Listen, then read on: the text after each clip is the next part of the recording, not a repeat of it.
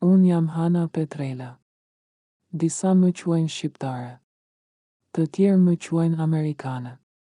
Disa më shikojnë si e huaj, disa më përshëndesin si gjysmake, e të tjerë as nuk dinë si të më quajnë. Por më e rënda është se ndonjëherë. As vetë unë nuk di se kush jam, në pasaport shkruhet që kam lindur në Tiranë. Emri im është një emër i pastër shqiptar. Por ngjyra e lëkurës sime është çka më ndan nga turmat në rrugë. Flokët e mi të gjatë, kaçurela, nuk përngjasojnë me flokët e drejta të shoqeve të mia. Lëkura ime ka një nuancë kafe të thellë që bie në sy në çdo foto klase. Kur ec në rrugë me maman time, që është e zezë, ndalem shpesh nga njerëz që pyesin nëse jemi të afërme. Kur ec me babain tim, një burr shqiptar me sy gri dhe lëkurë të bardhë, më pyesin nëse jam adoptuar. Unë nuk jam adoptuar. Jam fëmijë dashurie. Por dashuria që më krijoi nuk mjaftoi që të më bënte të pranueshme për të gjithë. Gjyshi Petrit dhe gjyshja Liri, prindërit e babait tim, janë të brezit që mbajnë fotografitë e Enverit në Bodrum dhe i tregojnë nipërve historitë e partisë si legjenda. Të rritur në një sistem ku çdo gjë e jashtme ishte kërcënim, ata nuk e pan kurrë nënën time si një grua me kulturë të pasur, por si të huajën e errët që u mori djalin. Babai im e dinte këtë. Por ishte naivisht optimist. Mendonte se koha do shëronte gjithçka. Se kur të lindja unë, gjithçka do ndryshonte. Mendoj se kur do të shihnin fytyrën time, që ngjante me të tijën, do të më donin, por ndodhi e kundërta. Kur morën vesh se isha lindur, gjyshi i tha babait vetëm një fjali në telefon: shpresoj të mos vuaj për gabimin që bëre. Dhe e mbylli. Nuk e uruan. Nuk dërguan dhuratë. Nuk na vizituan. Dhe për vite me radhë, heshtja e tyre u bë sfondi i jetës sime. Nëna ime, Celeste, nuk i urrente. Ajo vinte nga një familje që kishte kaluar të gjitha: racizëm, varfëri, përjashtim. Ajo dinte si është të mos të pranojnë dhe më mësoi që urrejtja nuk e shëron urrejtjen. Por unë isha fëmijë. Dhe fëmijët duan gjyshërit. Fëmijët duan përqafime, jo heshtje. Mbaj mend një ditë në klasën e tretë, kur mësuesja na kërkoi të sillnim një fotografi të gjyshërve. Të gjithë nxënësit sollën çifte të buzëqeshur në balkone me lule. Unë solla vetëm një fotografi të gjyshërve nga ana e nënës, të cilët jetonin në SHB dhe që nuk i kisha takuar kurrë fizikisht. Gjyshërit shqiptar? Nuk kisha asnjë fotografi me ta. Nuk kisha kujtime. Nuk kisha fjalë për të shkruar poshtë fotos. Aty e ndjeva, për herë të parë, boshllukun që më shoqëroi gjithë fëmijërinë. Në lagjen tonë, isha gjithmonë vajza e zezë. Ndonjëherë më thërrisnin me nofka. Ndonjëherë më preknin flokët pa leje dhe më pyesnin nëse ishin origjinal. Më pyesnin nëse ngjyra ime lahej. Më thonin që do isha më e bukur po të isha më e bardhë.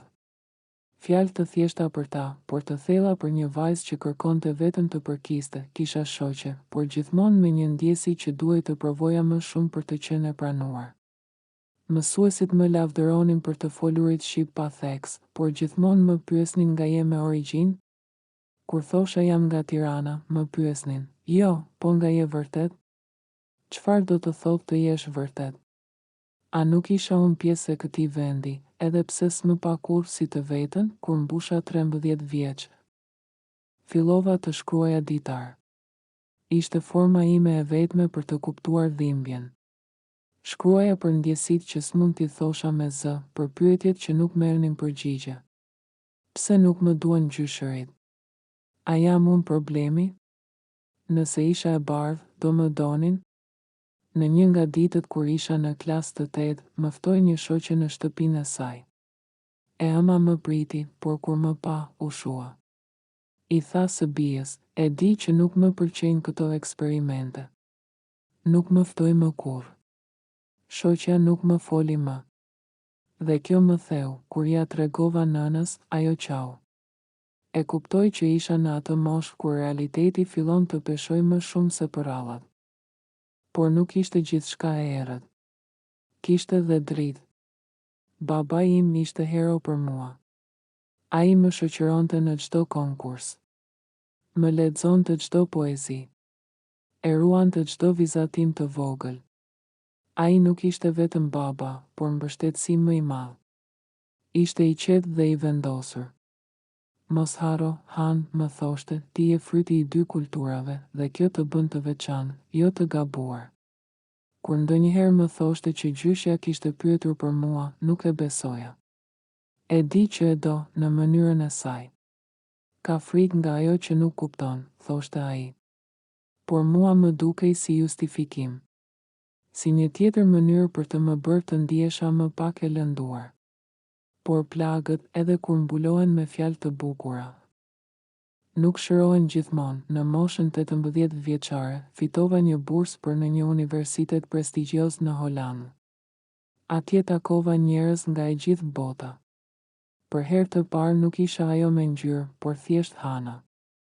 Askush nuk e vinte në dyshim origjinën time, askush nuk pyeste pse flisja shqip apo pse mamaja ime dukej ndryshe. Në një nga ditët e para të vitit të parë, pata një diskutim me një profesore për përkatësinë kulturore. Ajo më pyeti, cila pjesë e identitetit tënd të dhem më shumë? Dhe unë nuk munda të përgjigjesha menjëherë. Pas pak, thash, ajo që nuk më lan ta jetoj si duhet.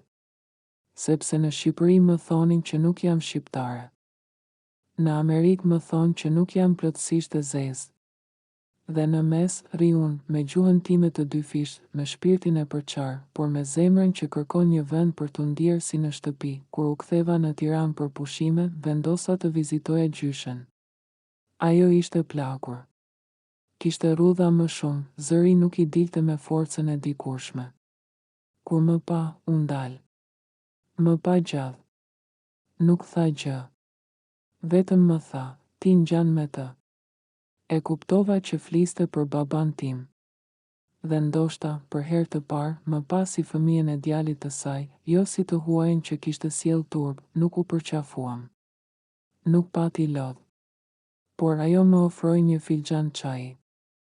Dhe për mua, ai çaj ishte më shumë se një pije, ishte një fill i holl pajtimi. Sot, unë shkruaj. Flas. Ndaj historinë time me të rinj që ndihen jashtë vendit të tyre. U tregoj se përkatësia nuk ka gjithmonë flamur. Nuk ka gjithmonë fjalë të sakta. Por ka ndjenjë. Ka kujtime. Ka vend në zemër për të dy botët. Unë jam Hana. Kam një baba shqiptar, një nën amerikane, një zemër që digjet nga dëshira për të pranuar dhe një zë që nuk do hesht më kurrë, sepse e vërteta ime meriton të dëgjohet.